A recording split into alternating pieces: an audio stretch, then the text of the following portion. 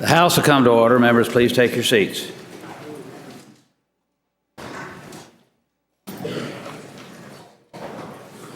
Sergeant at Arms.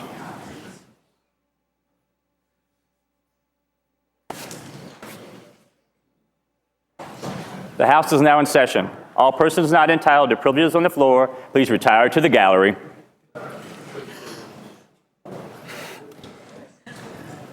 The members will rise and be led in prayer by the Most Reverend Francis X. D. Lorenzo, Bishop of the Catholic Diocese of Richmond, and remain standing for the Pledge of Allegiance to the flag of the United States of America, led by the gentleman from Colonial Heights, Mr. Cox. Almighty and eternal God, in your kindness, you bring all that is good into creation. Guide our elected officials and grant them wisdom so that people may continue to enjoy the blessings of life and liberty which you envisioned, especially here in the Commonwealth of Virginia. Lord, you guide and govern everything with order and love. Bless this assembly. Fill them with the spirit of your goodness, so that they may always act according to your will, and their decisions may be for the greater good of all the people they serve. God of justice, it is through you that authority is rightly administered, laws are enacted, and judgment is decreed. Assist with your spirit of counsel and fortitude the legislators of this Commonwealth. May they always seek the ways of righteousness, justice, and mercy. Grant them courage that they may enact public policies with honesty and integrity. Move the hearts of all our elected officials to fulfill their sacred duty worthily and well. Help them to extend the mantle of protection to our most vulnerable residents and to uphold the values of life and liberty for all. We ask all this as we ask everything in your great name. Amen. Amen. Pledge allegiance to the flag of the United States of America and to the republic for which it stands, one nation, under God, indivisible, with liberty and justice for all. Thank you.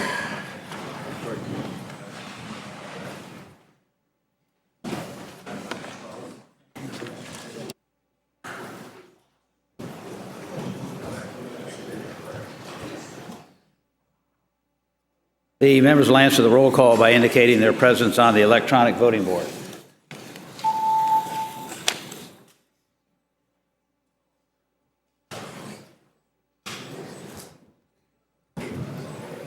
Clerk will close the roll. Mr. Speaker, a quorum is present. Pursuant to House Rule 3, I've examined and approved the Journal of the House of Delegates for February 15, 2016.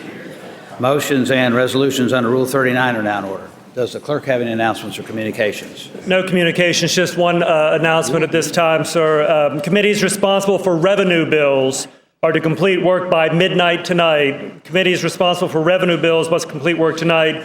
Today also is crossover, which means each house has to complete work on its own legislation except the budget bill and or revenue bills. The gentlewoman from Hampton, Ms. Ward. Thank you, Mr. Speaker. Mr. Speaker, I rise for a point of personal privilege. The gentlewoman has the floor. Thank you, Mr. Speaker. Today, I am privileged to do a moment in Black history, and I had a difficult time trying to come up with something meaningful for this year. And then with the passing of Justice Scalia in the middle of a heated presidential campaign, I was reminded that a president's term is relatively short, Yet the appointment of a Supreme Court justice is one that results in pronouncements that have far-reaching implications and lifelong effects on the lives of Black people that will span for generations. And it is for this reason that my moment in Black history discusses some of the Supreme Court decisions that have had a profound impact, whether for good or for bad, on the lives of African Americans. And I think back first to 1850, when the Supreme Court heard the case of a fugitive named Dred Scott. He was a slave who was sold to a gentleman who lived in a free state. And when the master died, he sued the widow for his freedom, claiming that his residence on free soil made him a free man. The constitutional issue was whether a slave became free upon entering a free state. Is a slave entitled to sue the federal courts, and could an item of property, such as a slave, be taken from the owner without any type of compensation? Well, the court decided 7-2 in favor of the slave owner. It was decided that African Americans, whether they be free or slaves, that they were not citizens and they had no rights to bring a suit to federal court. An even more serious consequence that the court also struck down the Missouri Compromise as unconstitutional because it deprived property owners or slave owners of the right to take their property anywhere in the United States. Then we move forward to a few years to Plessy versus Ferguson in 1896. And this was during the aftermath of Reconstruction, and the new state legislatures had enacted Jim Crow laws to legally segregate the races and to impose second-class citizenship upon African Americans. These laws created separate schools, separate waiting rooms, separate water fountains, and other segregated public accommodations. And in this case, Plessy versus Ferguson, he was involved in a successful business in Louisiana, and he was living quite comfortably in society with both racial groups. Plessy was considered to be white, and you know that African Americans come in so many different shades, different colors. However, Plessy had a grandparent who was African American, which meant that he was 1/8 African American, which meant he was African American. And Plessy wanted to challenge the Jim Crow laws, so he intentionally broke the law in order to initiate a case. He was returning by train from New Orleans, and Plessy was asked by the railroad officials to sit in the segregated area of the train. He refused, and he was arrested and charged. He was convicted and fined, and Plessy then appealed to the Supreme Court. Again, on a 7-1 decision, the court upheld the Louisiana law requiring segregation.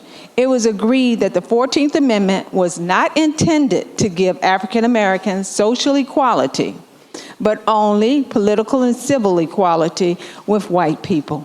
So separate but not equal was the law of the land for the next 58 years. And that brings us to 1954, and things were about to change. Maybe it was because we had reached the end of World War II and dramatic changes in American race relations were underway. Maybe it was the integration of different labor unions in 1930s and the desegregation of the armed forces that marked major steps towards racial integration. Or maybe, just maybe, I'm not saying this is true, but it was a year that I was born. That meant it was going to be a landmark year. Perhaps no other case decided in the court in the 20th century was so profound as an effect on our social fabric than Brown versus the Board of Education of Topeka. A little girl, Linda Brown, 8 years old, an African-American girl, was denied permission to attend an elementary school only 5 blocks from her home in Topeka. School officials refused to register her for a nearby school. Instead, they assigned her to a school for non-white students some 21 blocks from her home. Linda Brown's parents filed a lawsuit to force the school to admit her to the nearby but segregated school for white students. Linda Brown's attorney, Thurgood Marshall, an NAACP litigator who would later be appointed to the court in 1967, argued that the operation of separate schools based on race was harmful to African American children. This time, it was a unanimous court decision, 9-0, and Chief Justice Warren wrote that to separate some children from others on similar age and qualifications solely because of their race generates a feeling of inferiority as their status in the community that may affect their hearts and minds in a way unlikely ever to be undone. With that decision, the world was ready for me. And there is one final case that was brought before the Supreme Court that I believe has a profound effect on our lives today. On June 12, 1967, oral arguments in Loving versus Virginia were heard by the Supreme Court. This case presented a constitutional question never addressed in the court, whether adopted by the state of Virginia to prevent marriages between persons solely on the basis of race violated the Equal Protection and Due Process Clause of the 14th Amendment. So in 1958, 2 residents of Virginia, Mildred Jeter, a black woman, and Richard Loving, a white man, were married in the District of Columbia. They returned to Virginia to live in Caroline County. Now, you probably already know the story, but an indictment was issued charging the Lovings with violating Virginia's ban on interracial marriage. They pleaded guilty and they were sentenced to 1 year in jail. However, the judge suspended their sentence for a period of 25 years on the condition that the Lovings leave the state and not return to Virginia for another 25 years.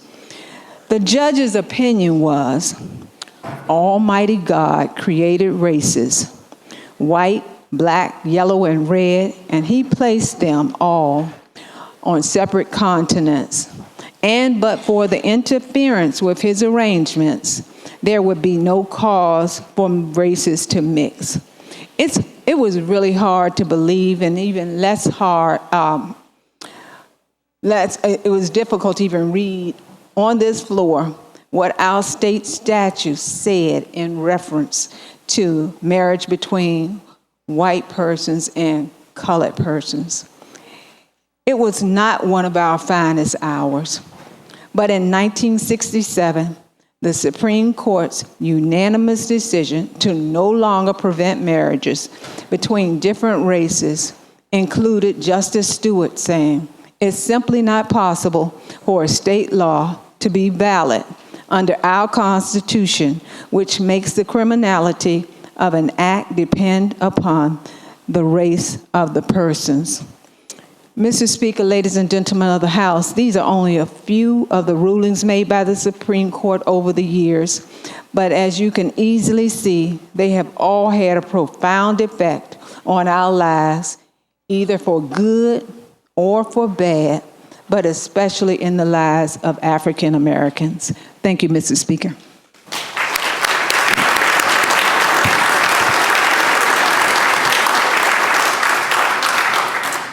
I think it's worth remembering as well that one of our former members, Bernie Cohen, was one of the lead attorneys in the Loving case, and so we have some interest in that as well. The gentleman from Fairfax, Ms. Corey. Thank you, Mr. Speaker. I rise for an announcement. Gentlewoman has the floor. Thank you. Ladies and gentlemen of the House, I would like to be sure that you all know that the ARC of Virginia, which represents people with intellectual and developmental disabilities, is having a food and clothing drive, warm winter clothing. And there are many boxes outside my office, room 707, where you can bring the contributions that you would like to make. Members of the ARC will come on Thursday, the Martin Luther King Jr. Day of Service, to pick up the items and distribute them to the local homeless population in honor of Martin Luther King Jr. Many of you have already donated items. Please don't stop now. Thank you. The gentleman from Prince William, Mr. Lingenfelter.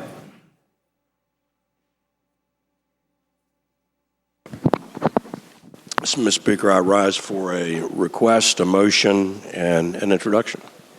Gentleman has the floor.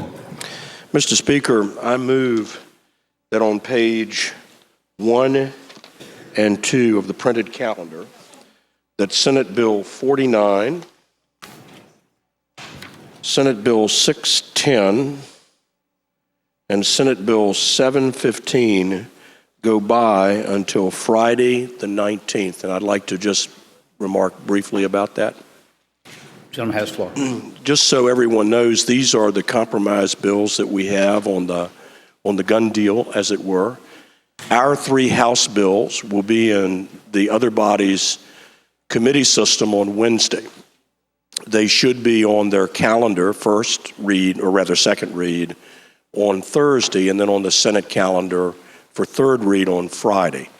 This request would simply put our 3 bills in line with these 3 bills to ensure they all come out on Friday, and that's the intent of the request.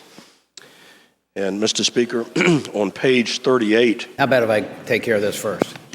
Without objection, Senate Bills 49, 610, and 715 go by until Friday. Gentleman from Prince William.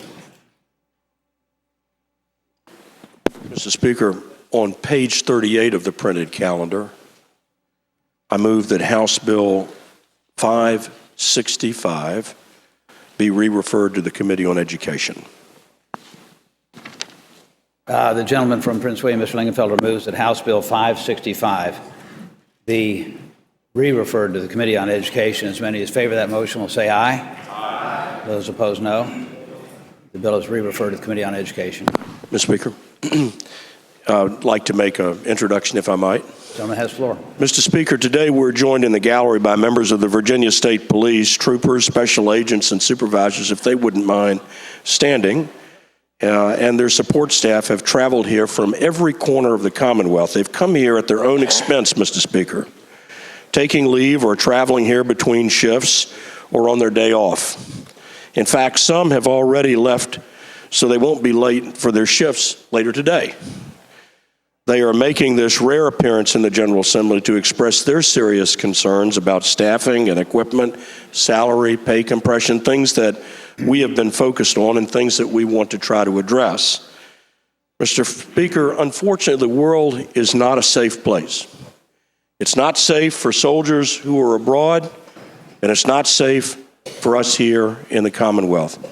But these men and women, they make us safe.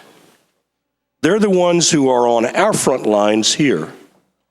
Now, all of you have read, tragically, of the 5 police deaths that we've seen in recent weeks. It's very, very sad. Because these folks get up every day, they kiss their bride goodbye, hug their kids, and they go out to stand between us and the people who would harm us. And for that, Mr. Speaker, and that alone, they deserve our round of tremendous applause and support. And I thank you for being here.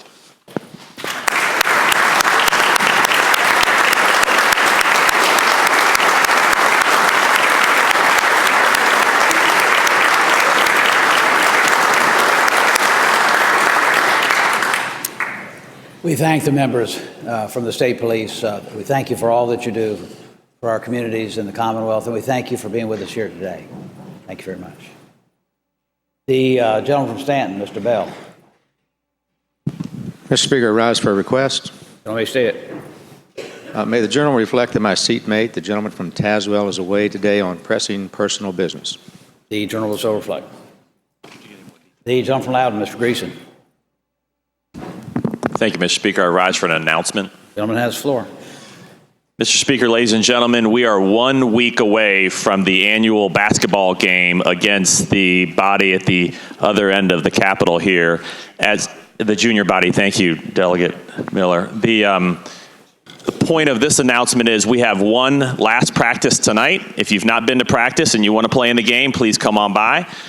We have not lost to the Senate in years. We lost the game last year, but they cheated. So we're not going to lose to them this year because we've been practicing. And if you'd like to come out, please do. We have practice tonight. The game will be next week Tuesday at 7 p.m.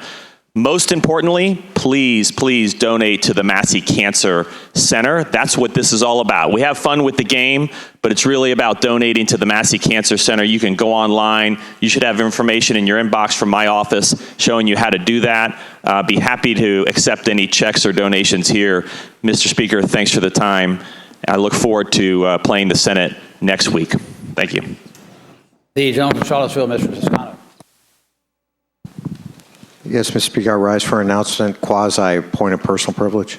Gentleman has the floor. Thank you, Mr. Speaker. I rise today to talk about pizza and yesterday's pizza and what good pizza it was. The gentlewoman from Fairfax had invested in pizza, and she sent around a envelope to collect money from folks, and if everybody gave $5, she'd have enough money to pay for the pizza. Well, we're going to recirculate the envelope because some people didn't take advantage of putting their $5 in to make sure that she got recouped. Her investment was returned. So please help out the nice gentlewoman from Fairfax. Thank you. Are there further motions or resolutions under Rule 39? If not, the clerk will call a calendar. Calendar for the Virginia House of Delegates for today, crossover, Tuesday, February 16th, 2016. Page 1 of the printed calendar, Senate bills on third reading regular calendar, Senate bills 49, 610, and 715 have been taken by until Friday, February 19th. Accordingly, continuing with the calendar, House bills on third reading uncontested calendar. House bills third reading uncontested. The 90-plus bills in the uncontested block are as follows. House Bill 831, 1108, 98, page 4. House Bills 197, 240, 342, 420, 485, page 6. House Bills 510, 543, 616, 662, 665, 645, page 8. House Bills 715, 728, 752, 779, 814, 857, page 10. House Bills 860, emergency. House Bill 861, emergency. House Bill 862, House Bill 868, emergency, House Bills 886 and 889, page 12. House Bill 890, House Bill 891, 892, 896, 910, 920, page 14. House Bills 924, 1012, 1044, 1087, 1105, 1111, page 16 of the printed calendar. House Bills 1149, 1,150, 1,190, 1,257, 1,276, 1,287. Page 18 of the printed calendar. House Bills 1,290, 1,310, 1,312, 1,319, 1,344, 1,383. Page 20. House Bills 171, 177, 183. 364, House Bill 378, emergency, page 22, House Bill 451, 499, 588, 605, 628, 665, page 24, House Bills 681, 711, 735, 741, 817, page 26, House Bill 823, 835, 842, 858, page 28, House Bill 883, House Bill 922, 986, 1016, 1017, 1070. Page 30, House Bill 1102, 1110, 1135, 1160, 1166. Page 32, House Bill 1189, 1197, 1213, 1226, 1227. Page 34, House Bills 1238, 1245, 1255, emergency. House Bills 1259, 1260, 1263. Page 36, House Bills 1289, 1317, 1318, 1325, emergency, and House Bill 1345. I can read.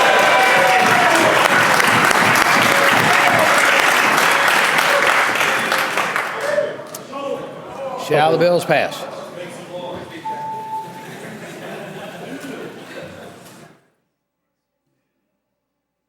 Clerk will close the roll. Ayes 99, no 0. Ayes 99, no 0. The bills are passed. Yeah.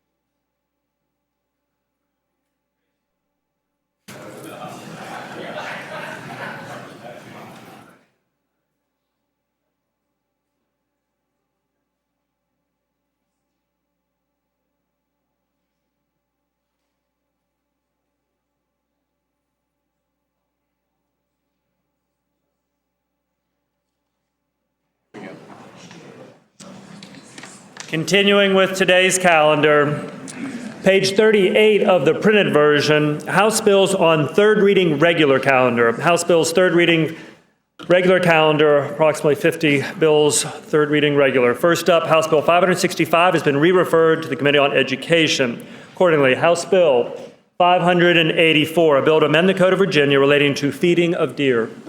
Shall the bill pass? Clerk will close the roll. Ayes 87, noes 11. Ayes 87, noes 11. The bill is passed. House Bill 786, a bill to amend the Code of Virginia relating to the Virginia Public Procurement Act set-aside awards. Shall the bill pass? Clerk will close the roll. Ayes 91, noes 8. Ayes 91, noes 8. The bill is passed. House Bill 895, a bill to amend and reenact various sections of the Code of Virginia relating to the Board of Education high school graduation requirements. Shall the bill pass?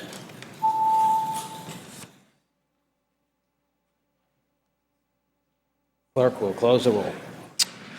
Ayes 86, noes 13. Ayes 86, noes 13. The bill is passed. Turning to page 40, printed calendar, House Bill 1279, a bill to amend and reenact two sections of the Code of Virginia relating to public schools, fire drills, lockdown drills. Shall the bill pass?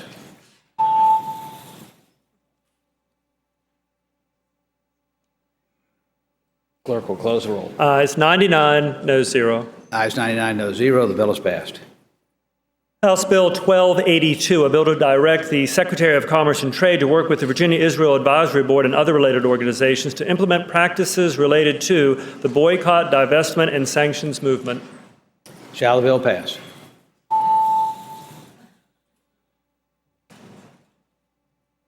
Clerk will close the roll. Ayes 74, noes 20. Ayes 74, noes 20. The bill is passed.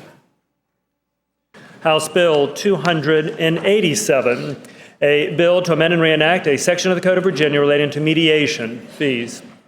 Shall the bill pass?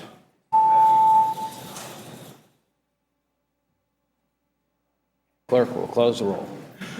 Ayes 99, noes 0. Ayes 99, noes 0. The bill is passed. House Bill 450, a bill to amend the Code of Virginia relating to certain comprehensive community colleges, veterans advisors, and veterans resource centers. Shall the bill pass? Clerk will close the roll. Ayes 97, noes 2. Ayes 97, noes 2. The bill is passed. Turning to page 42 of the printed calendar, continuing House Bills third reading regular, House Bill 467, a bill to amend the Code of Virginia relating to limited standing to seek injunctive relief against manufacturing companies. Shall the bill pass? Clerk will close the roll. Ayes 97, noes 1. Ayes 97, noes 1. The bill is passed. House Bill 703, a bill to amend and reenact sections of the Code of Virginia to repeal another relating to the legal age for marriage, emancipation petitions for minors intending to marry, written findings. Shall the bill pass?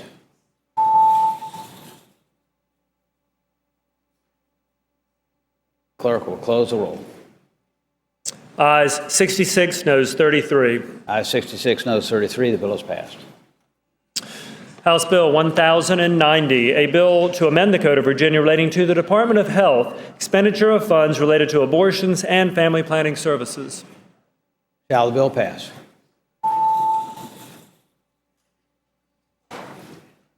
Clerk will close the roll. Ayes 64, noes 35. Ayes 64, noes 35. The bill is passed. Turning to page 44 of the printed calendar, House Bill 8, a bill to amend and reenact various sections of the Code of Virginia relating to the creation of the Virginia Virtual School. Shall the bill pass?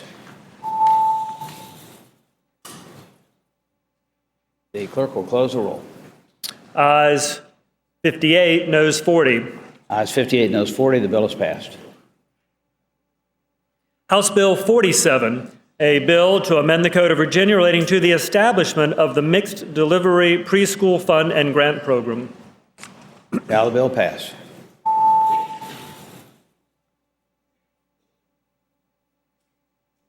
Clerk will close the roll. Ayes 86, noes 13. Ayes 86, noes 13. The bill is passed. House Bill 48, a bill to amend and reenact various sections of the code relating to forfeiture of property used in connection with the commission of crimes, finding of guilt required. Shall the bill pass?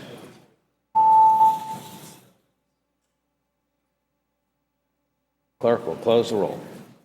Ayes 47, noes 50. Ayes 47, noes 50. The bill fails to pass. Continuing on page 45, House Bill 180, a bill to amend and reenact a section of the Code of Virginia relating to drug treatment court for the city of Winchester and counties of Clark, Frederick, and Warren. Shall the bill pass? The clerk will close the roll. Ayes 90, noes 88. I'm sorry, noes 8. I apologize. Ayes 90, noes 8. The bill is passed. Apologize about that. House Bill 283, a bill to amend and reenact section of the code relating to Virginia State Corporation Commission approval of electric transmission lines hearing. Shall the bill pass?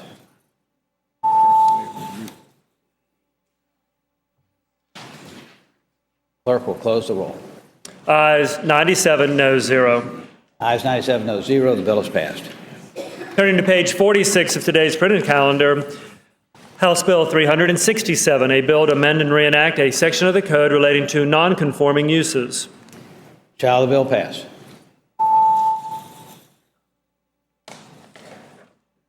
Clerk will close the roll. Ayes 99, noes 0. Ayes 99, noes 0. The bill is passed. House Bill 389, a bill to amend the Code of Virginia relating to parental choice education savings accounts. Shall the bill pass?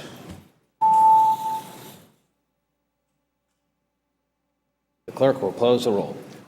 Ayes 53, noes 46. Ayes 53, noes 46. The bill is passed. House Bill 444, a bill to amend and reenact section of the code relating to electric utilities notice of renewable power options. Shall the bill pass? The clerk will close the roll. Ayes 97, noes 0. Ayes 97, noes 0. The bill is passed. Turning to page 47, House Bill 517, Bill to amend and reenact sections of the code relating to warrantless arrest, certain cases. Shall the bill pass?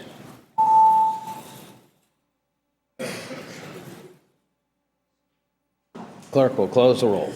Ayes 72, noes 26. Ayes 72, noes 26. The bill is passed. House Bill 675, a bill to amend and reenact section of the Code of Virginia relating to auxiliary grants, supportive housing. Shall the bill pass?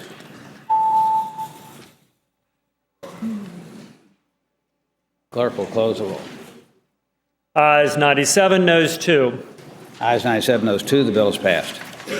Turning to page 48, continuing House Bills third reading regular, House Bill 730, a bill to amend and reenact a section of the code relating to commuter parking lot signs in Planning District 8. Shall the bill pass? Clerk will close the roll. Ayes 91, noes 8. Ayes 91, noes 8. The bill is passed. House Bill 768, a bill to amend and reenact various sections of the code relating to victims of domestic violence, etc., firearm safety or training course. The gentleman from Alexandria, Mr. Levine. Mr. Speaker, rise to very briefly speak to the bill. The gentleman has the floor. I hate to disrupt the rhythm here, Mr. Speaker. I'll be very quick. When I asked yesterday about this bill, whether or not that this training money would go from victim services and prosecution, the answer was yes. They did say, though, that there was $100,000 left in the fund, and so I was curious to know why that was. I talked to Francine Ecker, the head of DCJS, and she said that, unlike most things, the money that comes into this fund solely comes from fines and fees, and they award things once a year. So, Mr. Speaker, out of $2.8 million, they spent $2.7 million, and in fact, they can't go below zero. They just don't know exactly how much money will be there. She said half the money goes to prosecution of these offenses, and half goes to victim services like shelters. If this body wants an appropriations amendment for training, I think they'll find a lot of support on this side of the aisle. But taking money from prosecuting offenses and from shelters for victims does not seem to me to be a wise choice. Thank you, Mr. Speaker. Mr. Speaker. Gentleman Prince William, Ms. Blankenthal. Mr. Speaker, just to be clear, there was money left in this fund. That is not the intent to deprive any of the current services that are out there. We very much support those.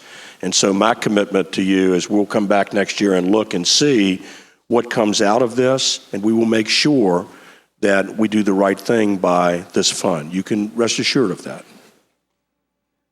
Shall the bill pass?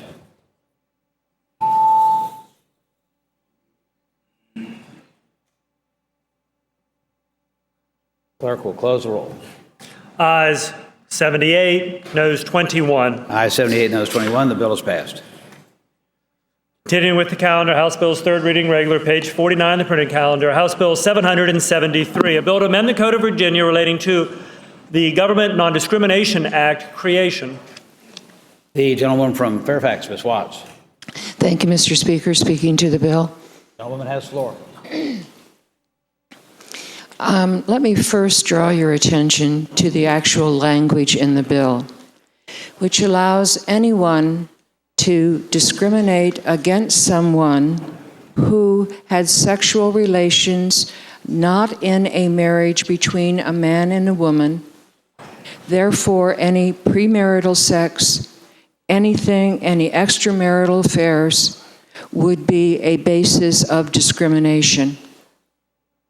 So that when I look at what is allowed in this bill, it would involve scholarships and grants and licensure and accreditation, and all manner of government actions would apply to that provision.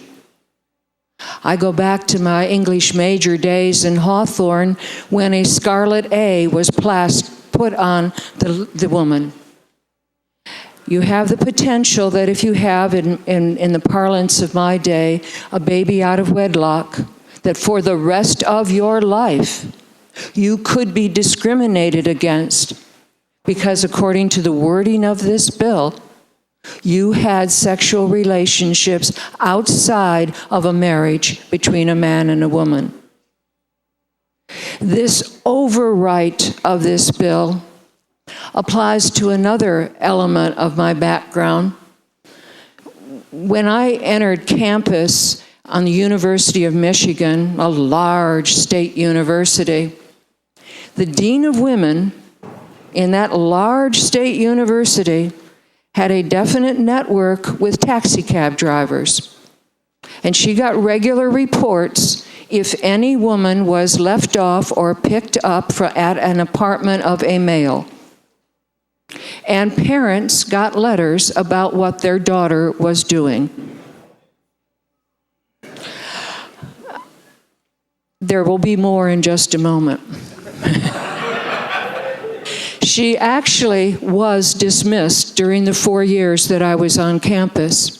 But the reason that she was dismissed actually is right in line with the wonderful remarks we heard this morning on Black History Month. Because she wrote a letter to the parents who happened to be on the board of the Michigan NAACP that their daughter had, in fact, been taken to the apartment of someone of a different race. So that the idea that religious beliefs can interfere with your obligation to carry out the law is something that is tragically part of our history. And with this bill, we're about to write another chapter. I don't have the words before me to again quote in the original ruling in Loving, but it was God's will that there be a separation of the races. And we are about to allow the same in this particular bill, that one interpretation will stand against the law of the land.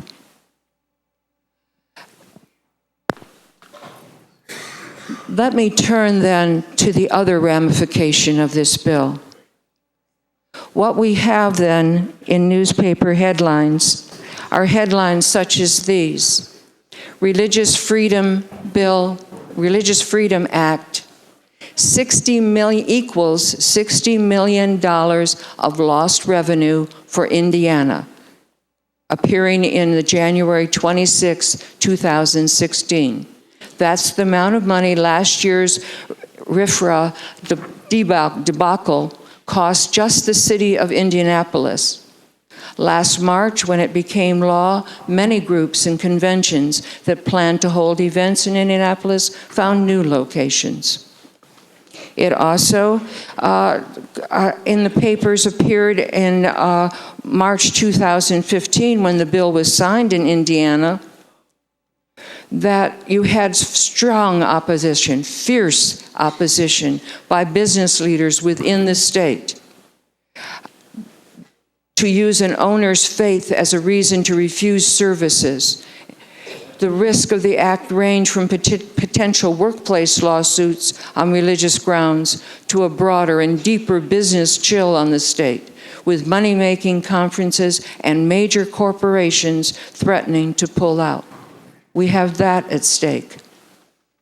But when I mention the workplace, we're also then talking about applying this to the disturbance that someone might take about anything happening in the workplace that might be termed an extramarital affair. Once again, you could not take employment action against such an individual who repeatedly speaks out about how wrong that is. If you did take work action against such an individual for other work purposes, without going through their administrative remedies, they can go directly to court and get full, might as well, because I'm going to get full legal fees in that lawsuit if I prevail. What we are unleashing here is just plain badly written legislation. Unfortunately, though, it also has very deep ramifications. I do take the Jefferson Statute of Religious Freedom extremely seriously. In my case, as I have migrated from serving on the state board of the Methodist Church when I was in youth group, to now being a Unitarian, which is closer to Jefferson's own religious practices. I have always wanted to side on the side of the Quaker concept of religious freedom, that each individual has that freedom. I do not associate myself with the Puritan vision of religious freedom, which would place a scarlet A on someone for society to always punish. Thank you. The gentleman from Fairfax, Ms. Sickles. Thank you, Mr. Speaker. I'd like to speak to the bill. Gentleman has the floor. Thank you, Mr. Speaker. You'll have to excuse me for taking this bill a little personally. But when we call a bill the Government Non-Discrimination Act, and then we read it, black is white, up is down, wet is dry. Mr. Speaker, this bill is a discrimination bill. I mean, if it looks like a duck, swims like a duck, walks like a duck, and quacks like a duck, it's a duck. And this is a duck. It's not a banana. This is a discriminatory bill that is going to hurt our state. Now, a lot of you probably think this is a free vote because this has no chance, no prayer of becoming law. But your vote will make a difference. You know, your kids will be looking back on what you do today and how you vote on this bill. We've come a long way. I heard it called the religion of secular humanism or something like that, but this year will be the 14th year of the annual Equality Virginia dinner. I think I've been to most of them. Used to be we would have, you know, a few local businesses, maybe a couple law firms, a church or two, sponsor the dinner. First page in the cover, Virginia's largest bank, Capital One. Back page, Altria. Altria today, working together. Altria salutes Equality Virginia. Integrity, trust, and respect define the Altria company's workplaces.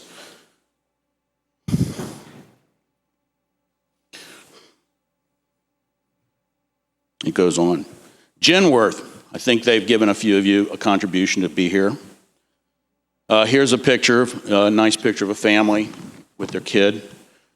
We came out early in life. We've had a partner-friendly insurance solution since 1999. At Genworth, we believe love is love, and we're here to help protect it. Genworth puts diversity and inclusion at the heart of everything we do. We salute Equality Virginia. Sorry, Mr. Speaker. It goes on and on. Here's a good one.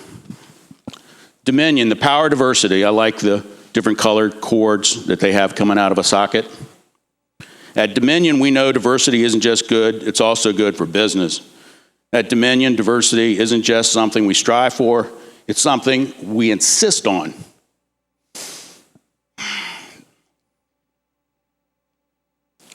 The bottom line is that diversity is good for business. Having a workforce and a group of suppliers who come from different backgrounds, who have different sets of experience, helps us generate a broader range and better ideas.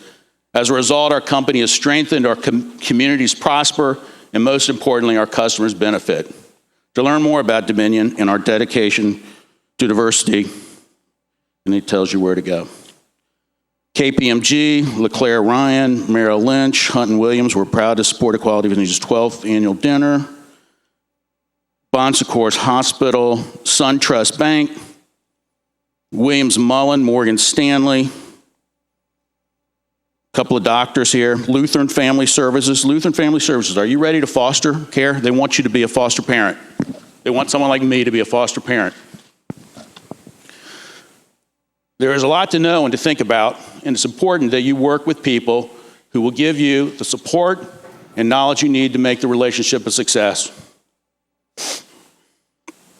Whether you're an older adult, a younger adult, single or married, opposite or same-sex couple, or working stay-home parent, a homeowner or renter, adoption or foster care may be the right move for you. Call 800-something, and we'll talk about it. Lutheran Family Services of Virginia. Richmond Spiders, Mr. Speaker. Their alumni group is a supporter. Another law firm. I don't know all these law firms.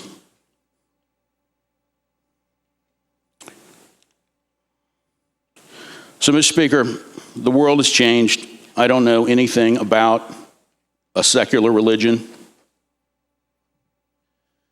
I think we have to choose whether we want to treat everybody equally or not. It's as simple as that. The law is the same for everybody.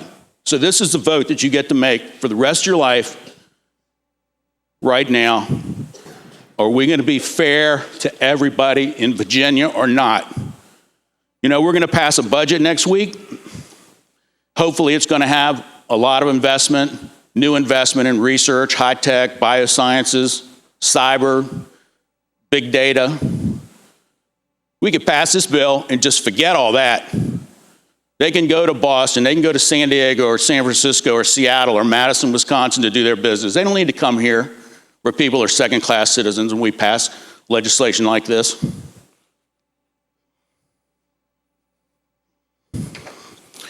So I guess that's all I can say. Please defeat this measure. Thank you, Mr. Speaker.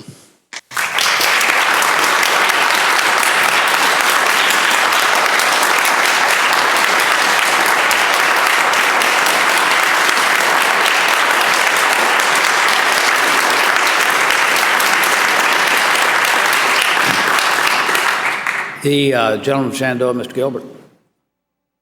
Thank you, Mr. Speaker. Speaking to the bill. Gentleman has the floor.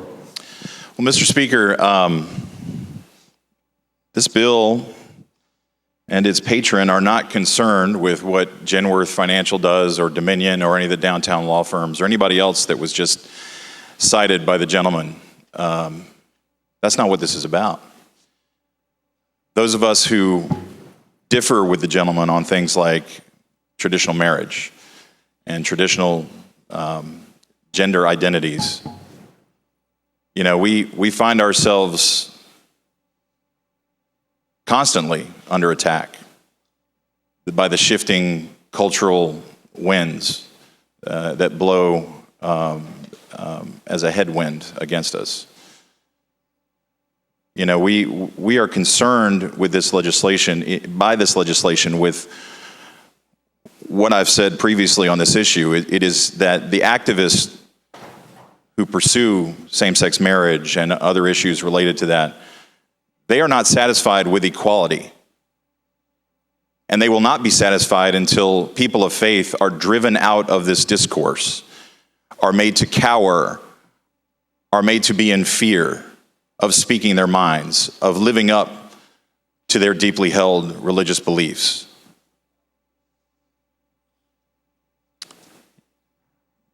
They want us driven out.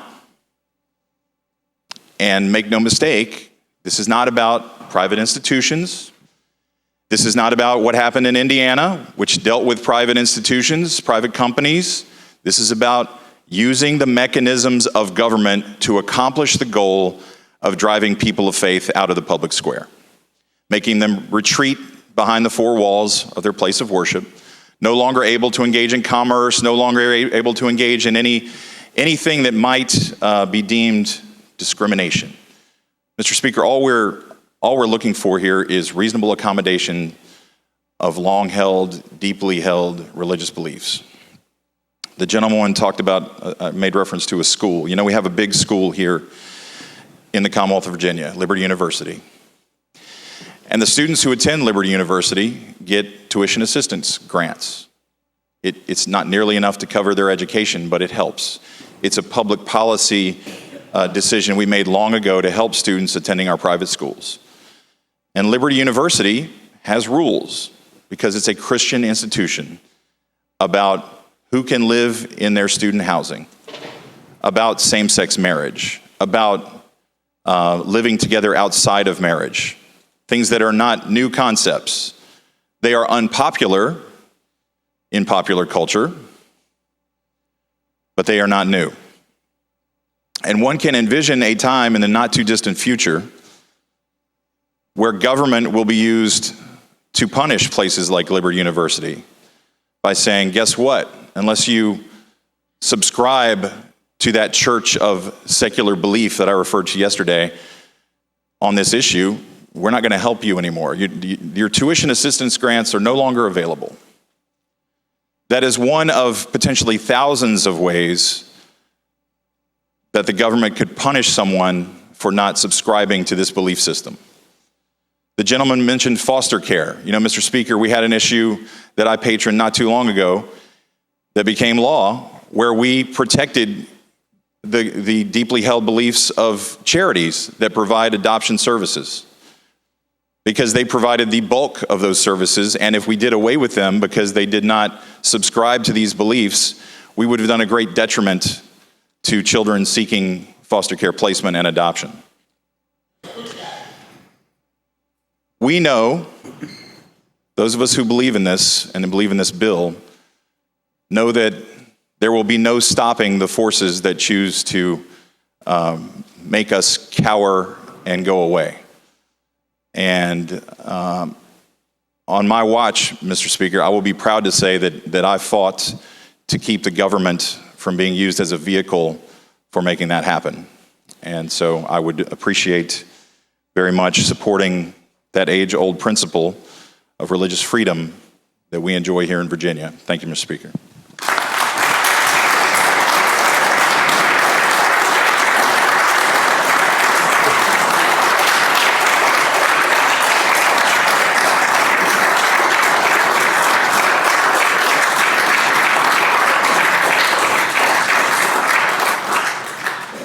The gentleman from Virginia Beach, Mr. Taylor.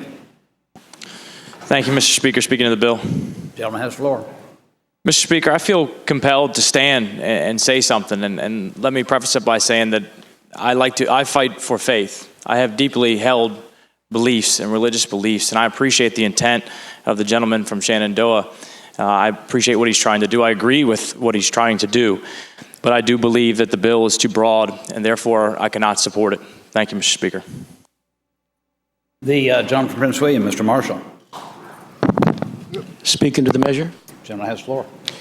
Mr. Speaker, in 2015, when this was a fight in Indiana, which was attempting to pass a statute just like Virginia, and it was curious to me that the governor invited some businesses there to come to a state that had a law that Indiana was thinking of passing.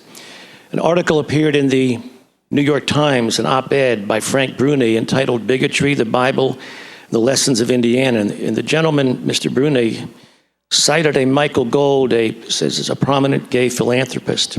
He told me that church leaders must be made to take homosexuality off the sin list. His commandment is warranted. Now, before I go any further, I want to state, I have no ability to make a moral judgment on anybody. I have no window into anyone's soul, but I can look at laws and consequences, and that's as far as my ability to make judgments extends. God knows hearts, I don't. Mr. Speaker, the large success of the LGBT movement in pushing same-sex marriage has come from the identity of these efforts with the civil rights movement. Now, there were stark differences between what happened to African Americans and what happened to persons who have same-sex inclinations. Never were there literacy tests for people with those attractions. There were not separate schools assigned to such individuals, but nevertheless, that is how they've achieved some status.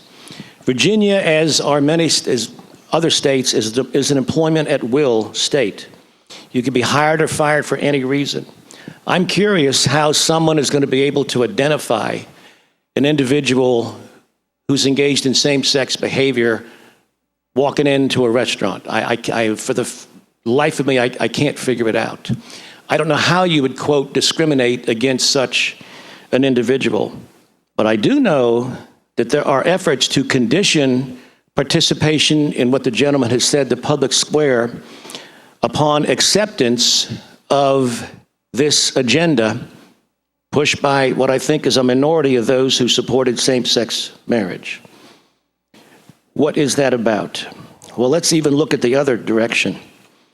LGBT hiring and firing can work in two directions. Apple Computer Company hired a former 10-year Alabama state representative, a Republican named Jay Love, who was chairman of their taxing committee. He was to lobby for them. However, under the rubric of the new tolerance, when Apple found out that Love, in fact, committed the social sin of opposing LGBT marriage, he was fired.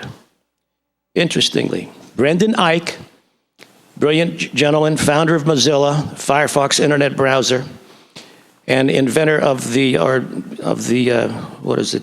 one of these computer languages, JavaScript, committed the sin of donating $1,000 to Proposition 8.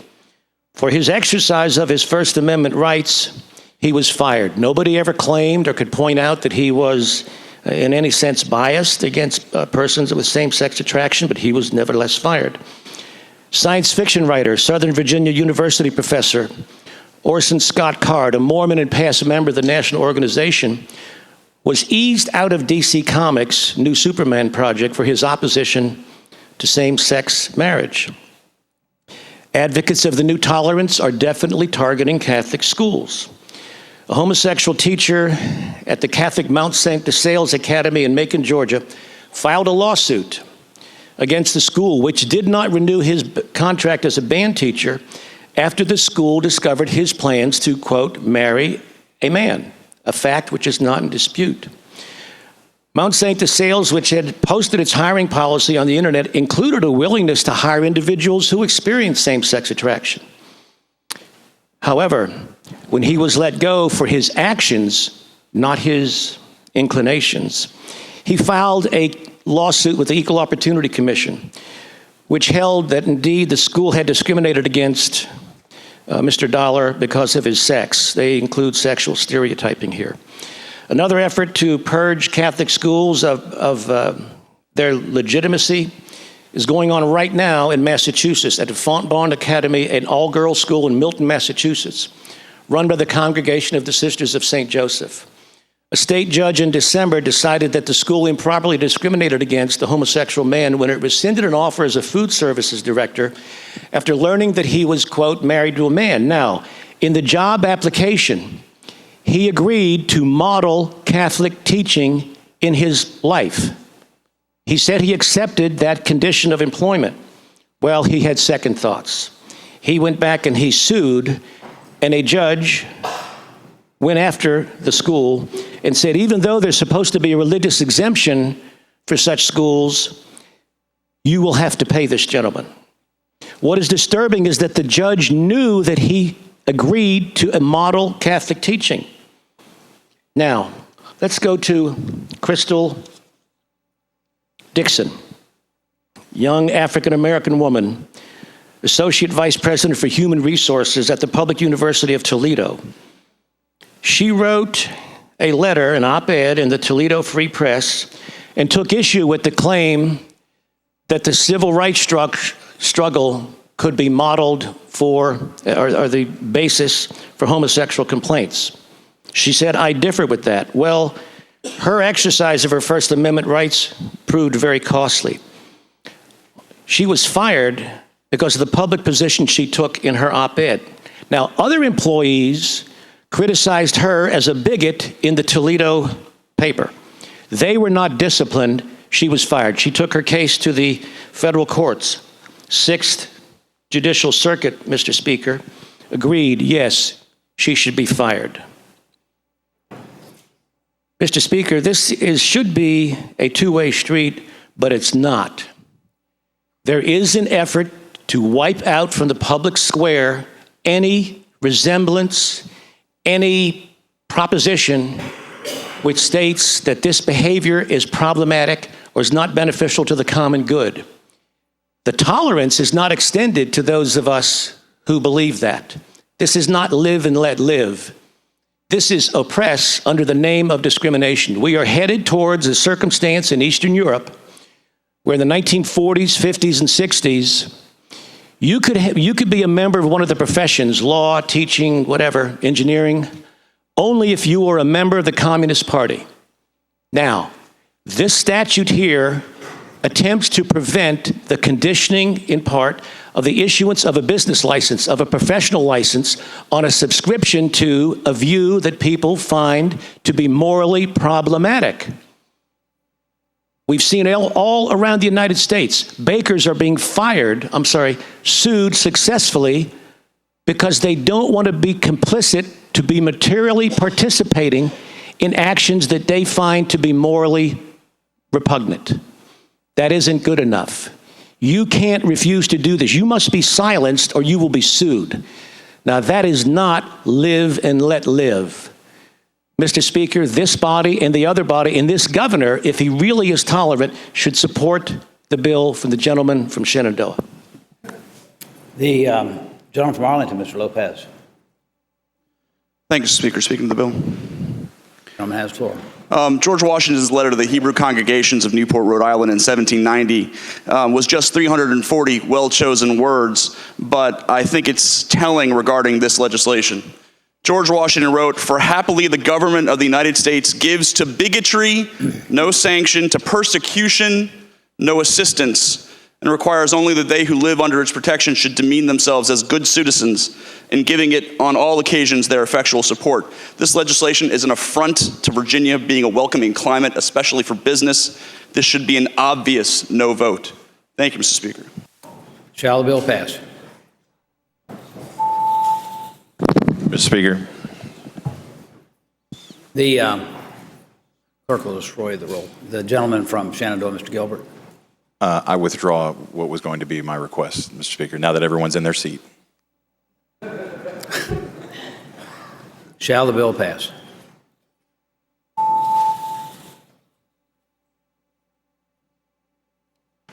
Clerk will close the roll. Ayes 56, noes 41. Ayes 56, noes 41. The bill is passed.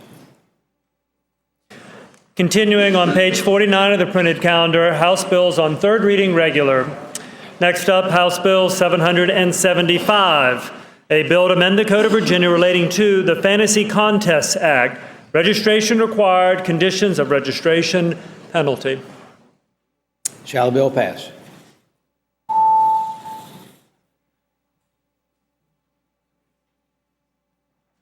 Clerk will close the roll. Ayes 79, noes 19. Ayes 79, noes 19. The bill's passed. House Bill 783, a bill to amend and reenact a section of the Code of Virginia relating to brandishing a firearm, law enforcement officer penalty. Shall the bill pass?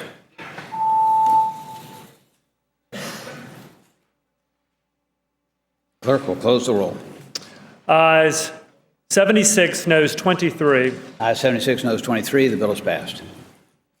Turning to page 50 of today's printed calendar, House Bill 811, a bill to amend and reenact 3 sections of the Code of Virginia relating to involuntary admission procedures. Shall the bill pass? Clerk will close the roll. Ayes 66, noes 32. Ayes 66, noes 32. The bill is passed.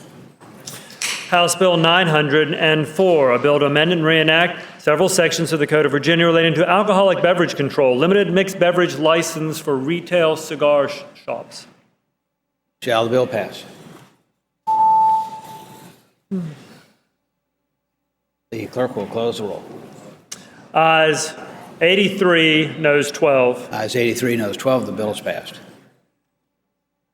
House Bill 1053, a bill to direct the State Corporation Commission to evaluate the establishment of protocols for energy efficiency programs implemented by investor-owned electric utilities. Report. Shall the bill pass?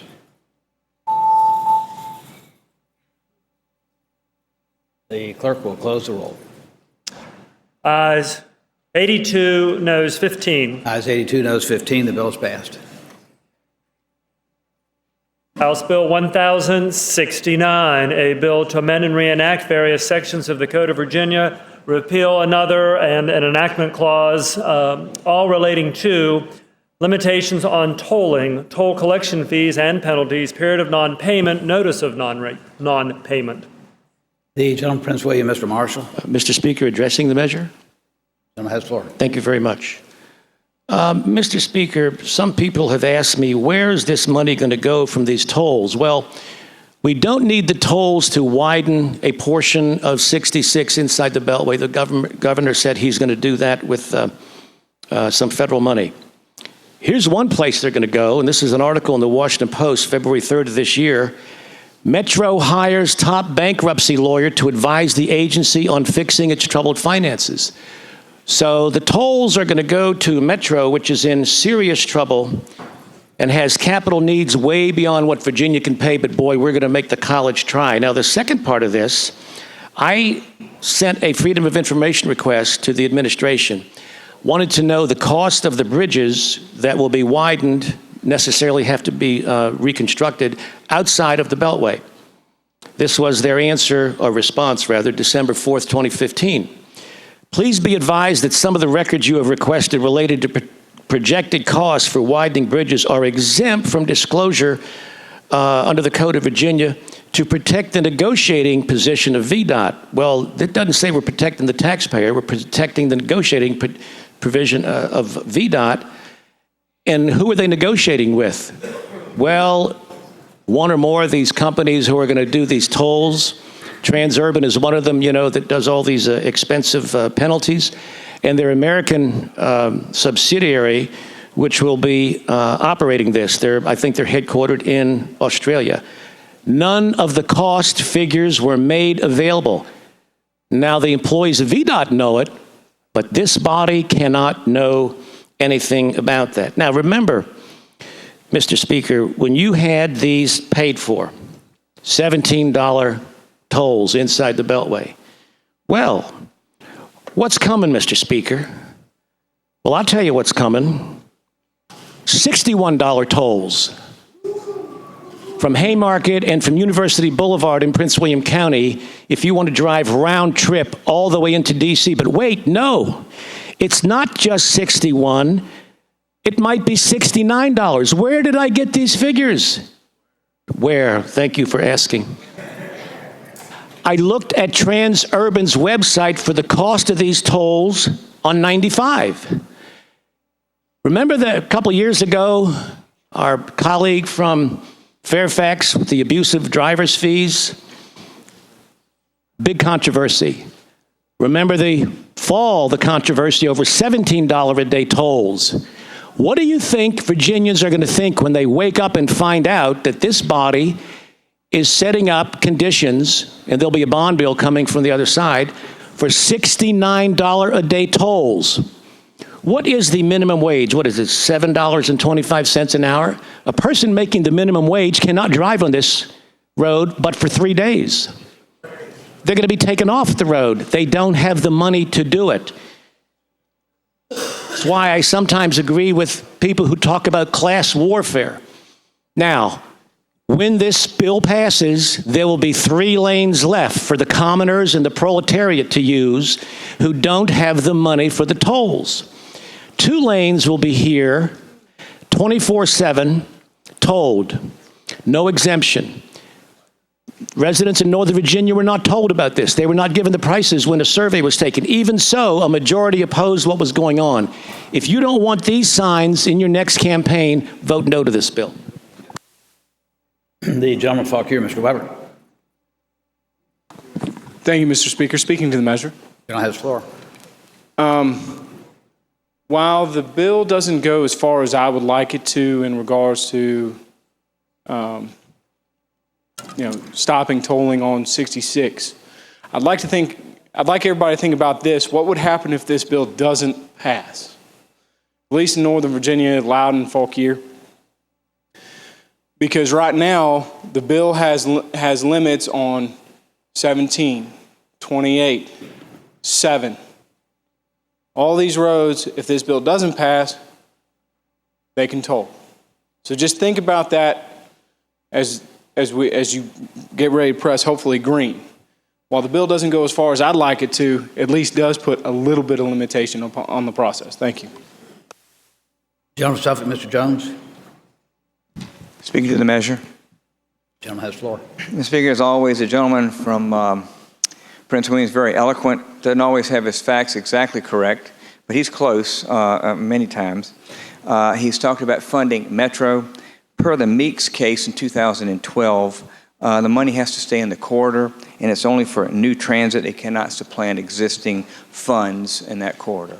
To the gentleman's point from Fakir, if you do not pass this bill, then the limited access prohibition, which is going to be in the legislation, they would be able to toll many different parts of our highways and byways across the Commonwealth. So this limits VDOT's ability and the CTB for tolling across the Commonwealth. I would ask that we would pass the bill. Shall the bill pass?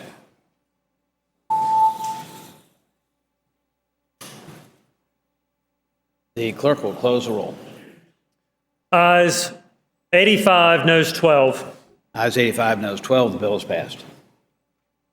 Continuing with the calendar, House bills on third reading regular. House Bill 1174, a bill to amend and reenact the third enactment of Chapter 933 of the Acts of Assembly of 2007 relating to the Commonwealth's goal of reducing the consumption of electric energy. Shall the bill pass? Clerk will close the roll. Ayes 85, noes 11. Ayes 85, noes 11. The bill is passed. Turning to page 52 of today's printed calendar, House Bill 1228, a bill to amend and reenact 3 sections of the Code of Virginia relating to the Department of Professional and Occupational Regulation, boxing and wrestling events, sanctioning organizations. Shall the bill pass?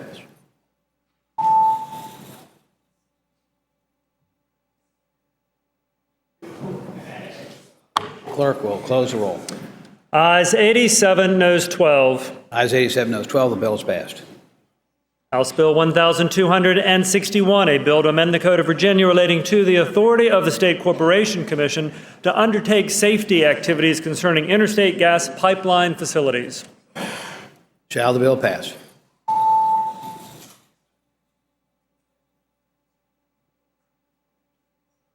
Clerk will close the roll. Ayes 96, noes 1.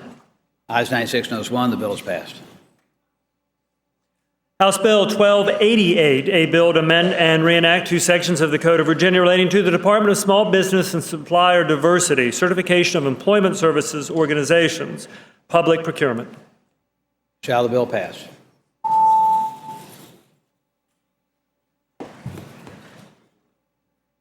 Clerk will close the roll. Ayes 99, noes 0. Ayes 99, noes 0. The bill is passed. Turning to page 53, House Bill 1291, a bill to amend and reenact several sections of the code relating to the Virginia Lottery, ticket courier services prohibited. Shall the bill pass?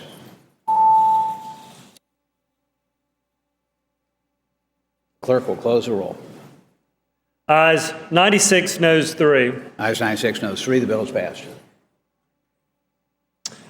House Bill 1328, a bill to amend the Code of Virginia relating to unfaithful delegates, penalty. Probably going to see a lot of abstentions on this one. Shall the bill pass?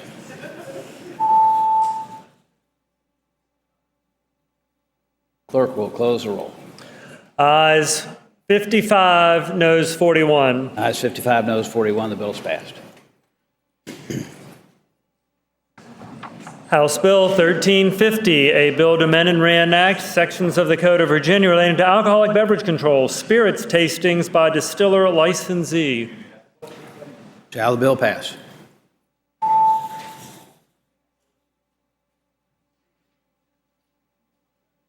The clerk will close the roll. Ayes 92, noes 6. Ayes 92, noes 6. The bill is passed. Turning to page 54 of today's printed calendar, House Bill 1379, a bill to amend and reenact 2 sections of the Code of Virginia relating to voter list maintenance, use of ERIC, ERIC, and the Interstate Voter Registration Cross-Check Program. Shall the bill pass?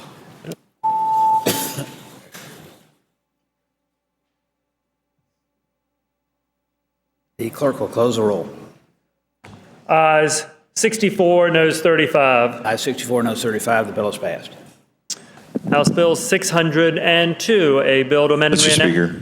Speaker, Gentleman from Shenandoah, Mr. Gilbert. rise for a motion. Gentleman has the floor. Mr. Speaker, and I do apologize, having voted on the prevailing side by which we passed House Bill 1328 on page 53 of the printed calendar, I would move that we reconsider that vote.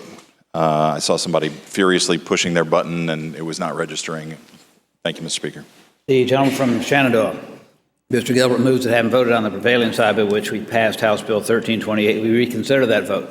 As many as favor that motion will say aye. Aye. Those opposed, no.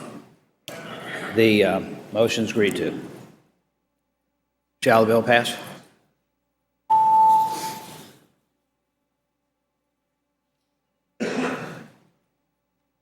Clerk will close the roll. Ayes 56, noes 43. Ayes 56, noes 43. The bill is passed. Returning page 54 of the printed calendar, House Bill 602, a bill to amend and reenact a section of the Code of Virginia relating to petty larceny, prior convictions, penalty. Shall the bill pass? Clerk will close the roll. Ayes 90, noes 8. Ayes 90, noes 8. The bill is passed. House Bill 610, a bill to amend and reenact two sections of the Code of Virginia relating to violations of protective orders, penalty. Shall the bill pass?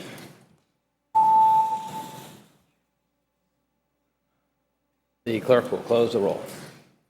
Ayes 98, noes 1. Ayes 98, noes 1. The bill is passed. House Bill 754, a bill to amend the Code of Virginia relating to domestic violence-related misdemeanors, enhanced penalty. Shall the bill pass?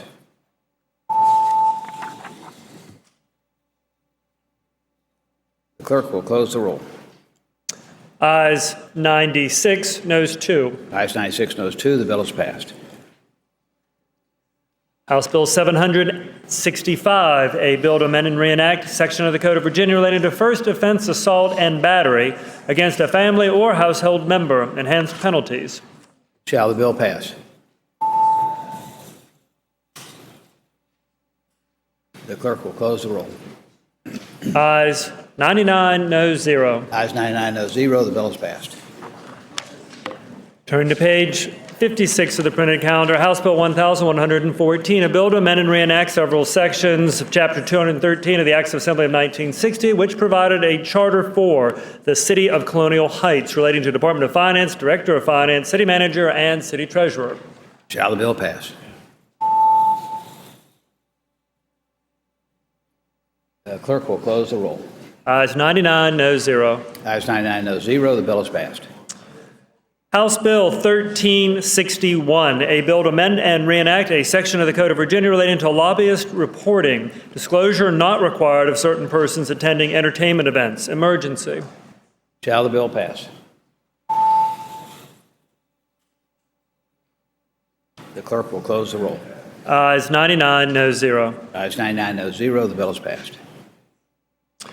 House Bill 874, a bill to amend and reenact section of the Code of Virginia relating to credit unions, voluntary mergers.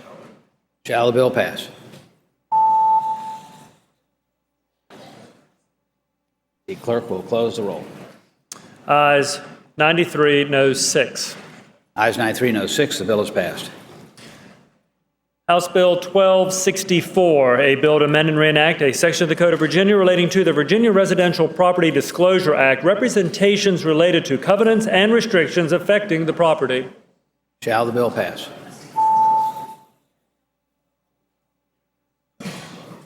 The clerk will close the roll. Ayes 98, noes 1.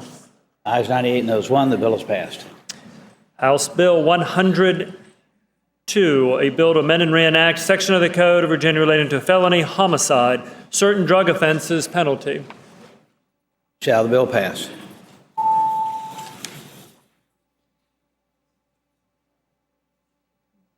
Clerk will close the roll. Ayes 94, noes 5. Ayes 94, noes 5. The bill is passed. Turning to page 58 of today's printed calendar, House Bill 168, a bill to amend and reenact section of the Code of Virginia relating to passing stop school buses, mailing of summons. Shall the bill pass?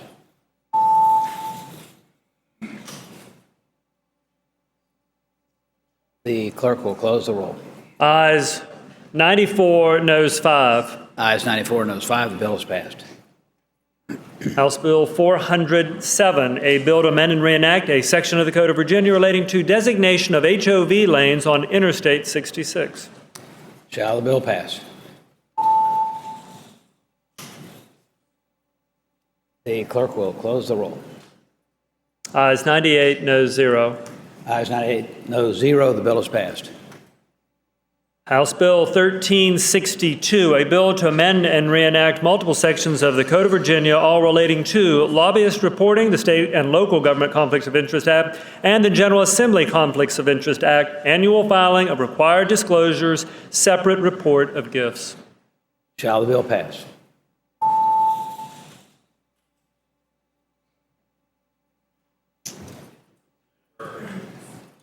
Clerk will close the roll. Ayes 98, noes 1. Ayes 98, noes 1. The bill is passed. Turning to page 59, House Bill 1068, a bill to amend the Code of Virginia relating to a grant program for certain shipbuilding facilities and activities. Shall the bill pass?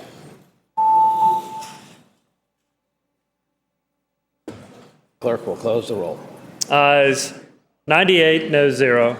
Ayes 98, noes 0. The bill is passed. And Mr. Speaker, the last bill on House bills on third reading regular calendar, House Bill 1343, a bill to amend and reenact various sections of the Code of Virginia relating to the creation of the Virginia Growth and Opportunity Board, awarding of grants for certain research and development, technology, and economic development projects. Shall the bill pass?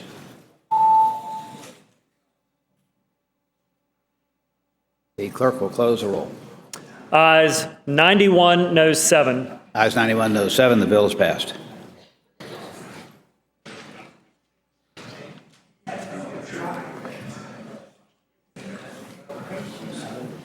Continuing with today's calendar, House bills with Senate amendments. House bills with Senate amendments. Page 59 of the printed calendar. First up, House Bill 88.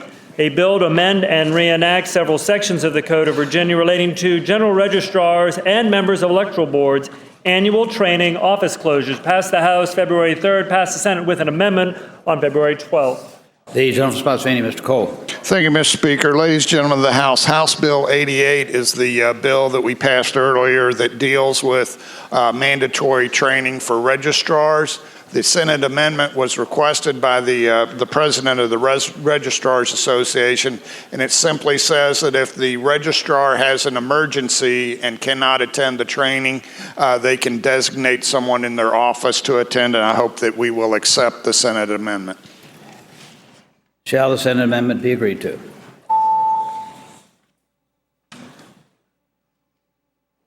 Clerk will close the roll. Ayes 97, noes 2. Ayes 97, noes 2. The Senate amendment is agreed to. Turning to page 60 of today's printed calendar. Next up, House Bill, Senate amendments. House Bill 205, a bill to amend and reenact section of the code relating to Election Day program, permitted activities of participants. Passed the House February 3rd, passed the Senate with an amendment on February 12th. The gentleman from Fauquier, Mr. Weber. Thank you, Mr. Speaker. Mr. Speaker, I ask that the body accept the Senate amendment, and the amendment basically states that the Electoral Board shall appoint a person to help essentially let the pages know what their responsibilities are. Shall the Senate amendment be agreed to? The clerk will close the roll. Ayes 99, noes 0. Ayes 99, noes 0. The Senate amendment is agreed to. Finally, Mr. Speaker, resolutions regular calendar. Resolutions regular calendar, page 60 of the printed version. First up, House Joint Resolution 3, applying to the Congress of the United States to call an amendment convention of the states pursuant to Article 5 of the United States Constitution, limited to proposing amendments to the United States Constitution that impose fiscal restraints on the federal government, limit the power and jurisdiction of the federal government, and limit the terms of office for its officials and for members of Congress. Report for the Committee on Rules with amendments. The gentleman from Prince William, Mr. Lingenfelter. Thank you, Mr. Speaker. I move the committee amendments. The questions on adoption of the committee amendments. Many in favor of that motion will say aye. Aye. Those opposed, no. The committee amendments agreed to. The gentleman from Prince William. Thank you, Mr. Speaker. Mr. Speaker, House Joint Resolution 3 is a resolution we have heard now for 2 sessions. So we've heard just about every debate on one side or the other of whether or not to proceed. The resolution is an application to Congress to call a convention of the states under the provision of Article 5 of the United States Constitution to propose amendments to the United States Constitution to refrain from the abuse or to restrain the abuse of power by the federal government. The resolution has actually been modified from last year's version to include some explicit safeguards that we noted last year, but people preferred to see in the actual resolution. First is that Congress's role in this is ministerial. If enough states send in application, they have to call a convention. The Congress doesn't set the rules, and history has shown that in conventions past. There's a one state, one vote rule, and that's always been the case, even in ratification. The petition is limited to limiting federal power, and if they try to amend any of the Bill of Rights, this application becomes void ab initio, which means like it doesn't exist. The General Assembly, this General Assembly, has the authority to instruct and recall delegates if they do not follow those instructions. And the gentleman from Rockbridge just passed a bill, I think, that makes it very clear that this body takes very seriously the charge those delegates would have. Finally, there's an amendment that has a sunset for 2016.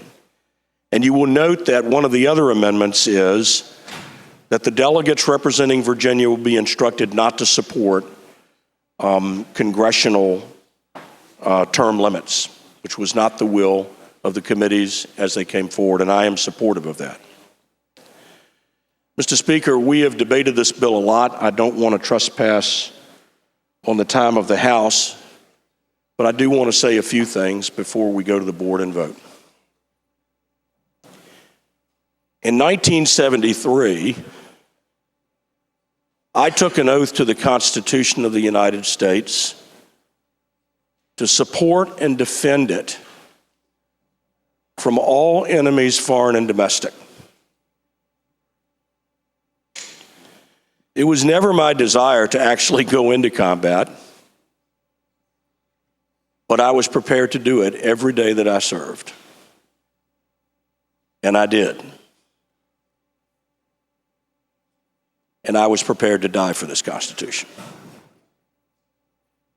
The criticisms that have come forward with respect to this resolution have been distorted and false. That those of us who support appropriating Article 5 somehow want to do great violence to the Bill of Rights, and in particular the Second Amendment. Now, folks, you know me. I kind of support the Second Amendment. But those are the criticisms of fear. Let me tell you what I fear, Mr. Speaker. I fear the day will come when the balance in federalism is so out of kilter that every member in this chamber, Democrat and Republican alike, will worry as to whether or not states have the ability to do what states need to do to make the lives of the people they serve good. I'm very fearful of what is happening to the balance that our founders struck and that we have indeed perfected over time, to include recognizing the rights of people that we excluded wrongly. This Constitution has great resilience, but it has also been frayed by court decisions and inaction and overreach, altogether somewhat contradictory. But I know this. Last year we had our first grandson,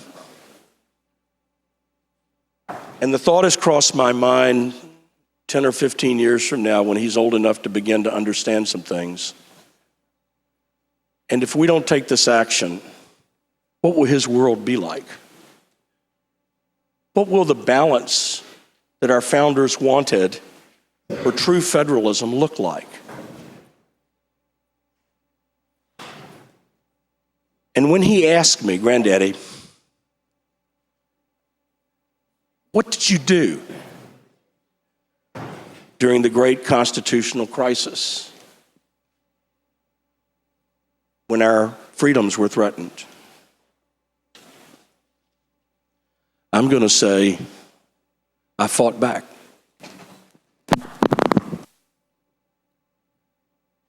The gentleman from Prince William, Pastor third reading. Mr. Marshall. We pass the resolution. Speaking to the measure. Has floor. Thank you, Mr. Speaker. Mr. Speaker, I appreciate what I believe are the intentions of the gentleman from Prince William to address some of the, what we both would agree are abuses or directions that we don't want the country to go in, but I really question the method here. This is an article several years ago by a gentleman, Mr. Speaker. At one point you co-authored an article with him in the Wall Street Journal. This is Randy Barnett, and he is a law professor at Georgetown University. Now he says an amendments convention is feared because the scope cannot be limited in advance. The convention convened by Congress to propose an amendments to the Articles of Confederation produced instead an entirely different constitution under which we now live. Yet it is precisely the fear of a runaway convention that states can exploit to bring Congress to heel. Now, this is an article from the Columbia, Missouri newspaper from last year, and it's referencing a state senator, Kurt Schaefer, who's proposing one of these amendments, Convention of States project. He's talking about efforts to limit expenditures for campaigns and a term limits, or a balanced budget. He says these two propositions are not really exclusive.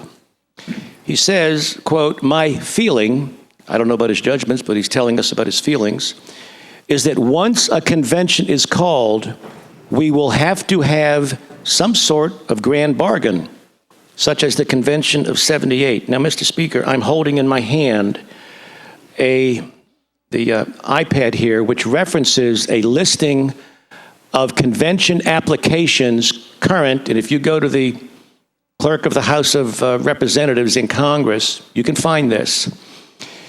This is a reference to a request for a balanced budget amendment to the Constitution pursuant to Article 5. It was received by the clerk of the House in 2016. Well, when was this measure passed? It passed March 7th, 1978 in their state house, and in their state senate, April 26, 1978. So I guess the mail is a little slow from Missouri, Mr. Speaker. Additionally, I asked Congressman Goodlatte, who's chairman of the Judiciary Committee, do you have rules, standards, procedures, whatever, for counting, excluding, or including applications for a constitutional convention call? I wrote a letter to Chairman Goodlatte. I wrote a letter to Chairman Grassley, senator from Iowa. I didn't get a response from either of them, so I got to using my finger, made a phone call and talked to an assistant to Congressman Goodlatte. They didn't want to put anything in print, but they acknowledged they have no rules. It is totally wide open as to how these things will be counted. So, Mr. Speaker, here's an application from 1978. Does this satisfy at least the decisions of the Supreme Court that actions must be somewhat contemporaneous? I don't think so, but the clerk of the House posted an application passed 37 years ago on the clerk of the House of Representatives website. Is this to be counted? Well, there's no indication. It just is there. Mr. Speaker, the original Constitution was devised under the Articles of Confederation. Now let's talk about what changes were there, how radical they were. The Articles of Confederation had term limits. This Constitution doesn't. Under the Articles, you could recall a member of Congress. This Constitution doesn't. Under the Articles, you voted by state. This Constitution doesn't, except for one condition, one circumstance, when you're voting for the Electoral College. Nowhere else do you find a requirement that the members of the House resolve themselves into states for purpose of voting, and it's one state, one vote. Is there a term of office changed? You were a congressman for 1 year under the Articles. You were a congressman for 2 years or a senator for 6 years. The composition of the legislature under the Articles was only a House of Representatives. Under the new Constitution, there was a House and a Senate. States could form treaties with the consent of Congress. Virginia can't do that now. Nobody can. States could send ambassadors to foreign nations. Can't do that now. The direct taxing of citizens was not allowed. That is allowed under the new Constitution. There was no judiciary under the Articles other than the Congress. Under the new Constitution, it's a separate judiciary. Disputes between the states were decided by Congress under the Articles. They're now decided by the Supreme Court. The militia was under the balance of state control. Here it may be federalized.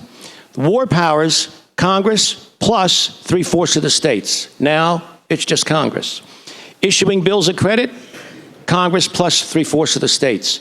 Under the new Constitution, not specified, but greenback paper money was issued in the war between the states, or Civil War, under the war powers. Borrowing money required Congress under the Articles plus 3/4 of the states. Here it's just Congress. The size of the Army and Navy was determined by Congress plus 3/4 of the states. Here it's determined by Congress. A treaty or alliance was Congress plus 3/4 of the states. Under here, it's the present Constitution, it's the Senate. An amendment was unanimous by Congress and the states. Here it's 3/4 of the states. Mr. Speaker, this is a significant shift in power. This was what was called simply amending the Constitution. Even Mr. Madison acknowledged that they acted based upon the revolutionary powers asserted in the Declaration of Independence of the right of any people, and it's correct, to change their government. But they clearly exceeded a number of the instructions. So while we just passed I think a lifeboat that's full of holes, I don't know that we can take any comfort in that bill. We have any number of legal experts on both sides of the ideological spectrum saying you cannot limit a convention. We are gambling with our future, much worse than holding elections for members of the House and the Senate. Mr. Speaker, there is no certainty here other than there's nothing certain about this. And to think that Congress is going to form itself under the rule of the states, well, it's about a 1,400-page book, which I have idle time and I read these things. What is this? This is a hearing on Constitutional Convention procedures, November 29th, 1979. Every bill that I saw for calling of a convention and the organizing of it was pursuant to the powers for Congress to implement the enumerated powers. None of them had the Constitutional Convention or our convention of, amendments convention organized by states. voting by states. It was voting by individual. The selection process was equal to the number of electors you have from the states, and that was it. But when you got to Congress, you were on your own. Even Mr. Nadelson, who's one of these gentlemen who supports this, acknowledged that even if you formed yourself in states to get to this thing, and again, there's no resolution requiring that you form yourself by states that the states are sending to Congress, nor is it binding. You could change it once you're there. Mr. Speaker, this is a pit of uncertainty, even though there are genuine motives that I believe are, of goodwill. We need not gamble with our Constitution. Gentleman from Charlottesville, Mr. Toscano. Thank you, Mr. Speaker. Speaking briefly to the measure. Thank you, Mr. Speaker. Ladies and gentlemen of the House, the gentleman from Prince William has articulated some reasons for why we should do this, and let's just accept that he is right on his analysis. There are some of the points I agree with, some that I don't. The other gentleman from Prince William has made some pretty cogent arguments as to why this would be dangerous. The risk of a runaway convention, the risk that we not only get rid of the Second Amendment, but we get rid of the First Amendment. There are a lot of risks. But all I want to do is leave this chamber, see if you can answer this quiz. Ready? Your mission, should you decide to accept it, is to determine which Supreme Court justice articulated these words. Quote, I certainly would not want a constitutional convention. Whoa. Who knows what would come out of that? So the question is it Justice Ginsburg? Anybody want to raise their hands on that one? Or Justice Antonin Scalia? Thank you, Mr. Speaker. I hope we'll defeat the measure. Before I call the next person, has anybody in here not made up their mind yet? Okay. The gentleman from Fairfax, Mr. Lemunyan. Thank you, Mr. Speaker. Speaking briefly in favor of the resolution. Gentleman has the floor. I just make 2 points. One, it's fascinating to talk about the convention in Philadelphia in 1787 and what went on there and the Virginians that were involved in that. But I would just respectfully submit that whatever happened at a meeting 230 years ago has no bearing on a meeting that might be held in the 21st century. I mean, if we're really concerned about that, just think of some things this body did in the 1860s, the 1950s, but we still come and meet. We're not afraid to get together as a General Assembly. We're not bound by what happened in the past. We're bound by what we know now and can take into the future. I'll also call attention to the fact that there are some people who think that the questions resolving rules of a convention can never be answered. I think you heard that from the gentleman from Prince William. There are others of us who think that they must be answered. There is a group of state legislators from more than 30 states who have gotten together on several occasions to draft rules of a convention. You can go on the internet and see them. It's work in progress. I don't agree with all that's in there. I agree with some that's in there. It's theasl.org. It's right up front, very public. Those rules include things like having a clerk, a presiding officer, committees, germaneness rules so that anyone who might attempt to propose an amendment to the Constitution that's not included in the applications will be ruled out of order. It all looks like it would be a session of some legislative body in some state in America. Very calm, cool, collected, and normal. I hope we'll support HJ3. Thank you, Mr. Speaker. Shall the resolution be adopted?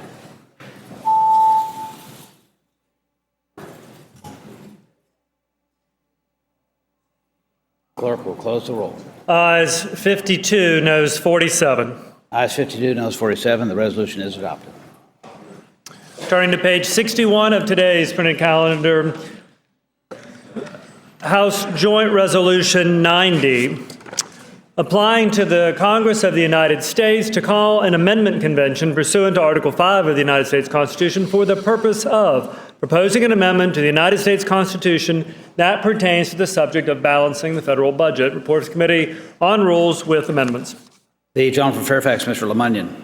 Thank you, Mr. Speaker. I move adoption of the committee amendments. The questions on adoption of the committee amendment, as many as favor that motion will say aye. Aye. Those opposed, no. The amendment is agreed to. The gentleman from Fairfax.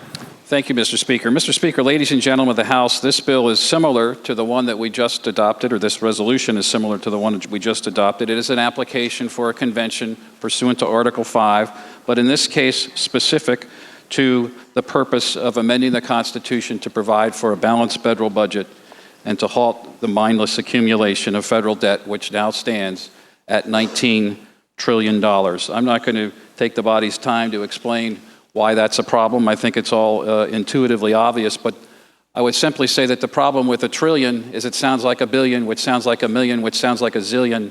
It's just almost unimaginable. But what's not unimaginable is who's going to pay the bill, not us. Maybe our children, maybe our grandchildren. This bill is too big for the current generation to pay. I'd just like to put this in context for a moment. Imagine if any one of us had the idea that during our course of our lives, or maybe near the end of our lives, we would run up some big credit card bills, big debts otherwise, and we'd say, you know, we're just going to, when we die, we're going to leave these to our kids. You can pay the bill. Because we had a good time, we lived a good life, you can afford it, you can cover it. That would be unthinkable. None of us would do that. I hear from people that understand estate law much better than I do that that actually wouldn't be allowed to happen, and that's a good thing. But the unthinkable is what we do every day through the conduit of the federal government by allowing this number to keep increasing. Ladies and gentlemen of the House, there's only two groups of people in the United States that can stop it. There's 535 members of Congress who could pass this amendment anytime they want. They haven't for decades. We've had both parties in power from time to time. We've had elections. We've had changes in who's there. Hasn't happened. There's another group, 7,400 approximately state legislators. More than half have already taken the step that this amendment would do to call for a convention. 27 states have already called for this purpose. They're actually listed on lines 36 through 39. I respectfully suggest that we join them and take the step that needs to be taken because there's no third group in the United States somewhere that can do this. I'll just leave you with this thought. If it's not us, then who? And if not now, when? Thank you, Mr. Speaker. I move adoption of the resolution. The gentleman from Henrico, Mr. Farrell. Mr. Speaker, I move the pending question. Gentleman from Henrico, Mr. Farrell, moves the pending question. His favor of that motion will say aye. Aye. Those opposed, no. Pending question is called for. Shall the resolution be adopted?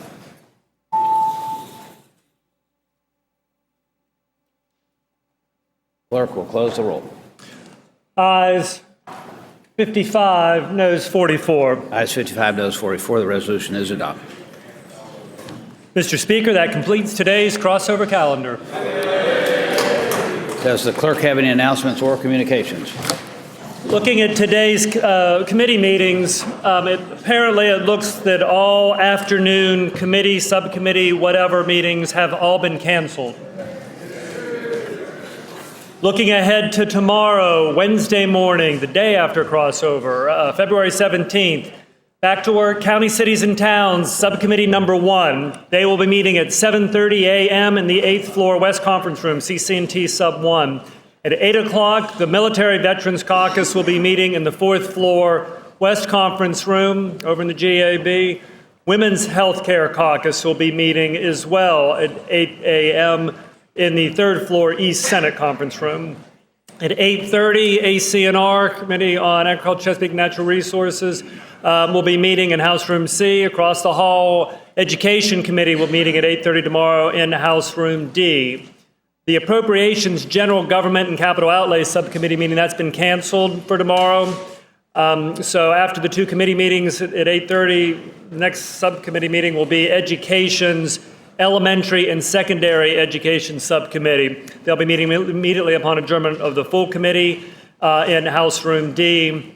Then the Democratic Caucus will meet at 11:30 in House Room 2, the Republican Caucus at 11:30 in House Room 1. And Mr. Speaker, I'd simply remind the body as well, even though it's tomorrow afternoon, there will be a refresher for incumbents, a primer for first year, sort of relatively new folks about the legislative process changes, the differences post-crossover, how we handle Senate measures, how the Senate handles us, how we communicate. That'll be at 3:30 tomorrow in House Room D. It's voluntary. We'll have House Clerk's office, Senate Clerk's office, Legislative Services staff.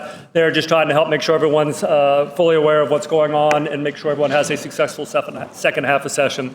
Committee's announcements I have, sir. The gentleman from Colonial Heights, Mr. Cox.